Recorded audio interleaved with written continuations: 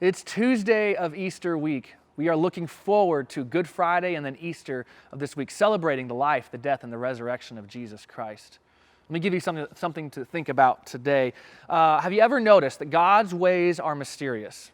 Right? We try to find out the will of God. We try to find out what God is thinking. But at times, God is unpredictable. We don't know where He's moving. We can't see what the hand of God very clearly in our lives at times.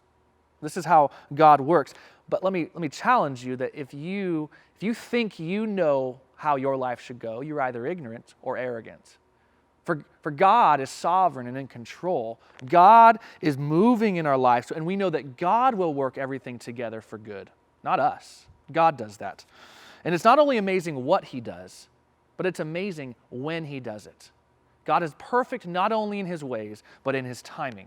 And we see this in the story of Jesus as He goes to the cross. In Luke chapter 23, verse 26, it says this, "And as they led Him away," that's Jesus, "they seized one, Simon of Cyrene, who was coming in from the country, and laid on him the cross to carry it behind Jesus."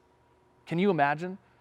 Can you imagine walking into town? You've got where you need to go. You got your list of things to do, and all of a sudden, Simon sees and the cross of Jesus Christ put on him.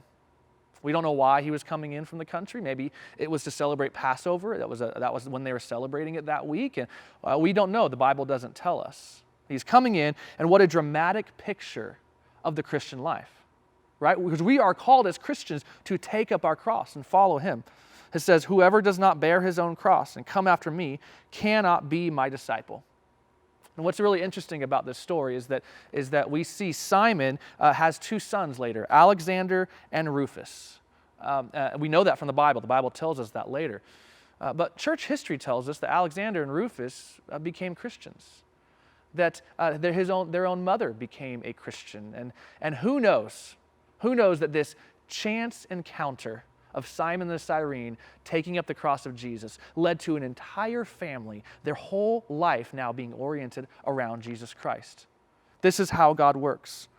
We think that Simon may have been in the wrong place at the wrong time, but that's not how it works in the kingdom of God. He was at the right place at the right time because there are no chances in the kingdom of God.